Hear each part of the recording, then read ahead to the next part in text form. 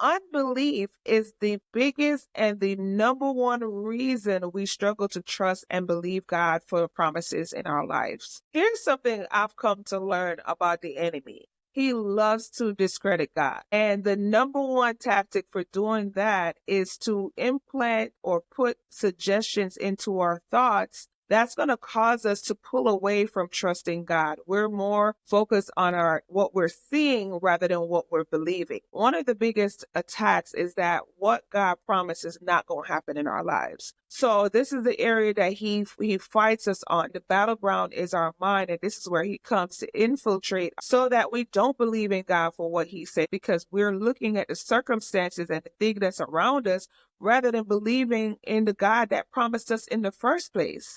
Sometimes suggestive thought comes through the minds of other people that are around us. And because it's a familiar voice, when they talk to you, they now project their fears, their doubts, their unbelief onto you. And because it's a familiar voice and someone that you trust, you listen to it. And now it starts planting these seeds in your thought and your mind, and then the enemy plays on that. Now you got to admit, deceptive thoughts have been a very successful strategy of the enemy for a really long time. Because how many people realize it while it's happening? Most of us don't initially until we become more sensitive that this is a tactic of the enemy. So he will use every tactic possible to put us in a place where we're functioning and operating from unbelief, especially because belief is the requirement that was necessary for us to start our faith walk in the first place. So whatever it is that we're believing God for, whatever the promise is, we need belief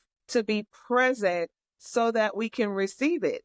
It is literally how manifestation travels from the unseen realm, which is that spiritual realm, to the seen realm, which is our physical realm that we see every day around us.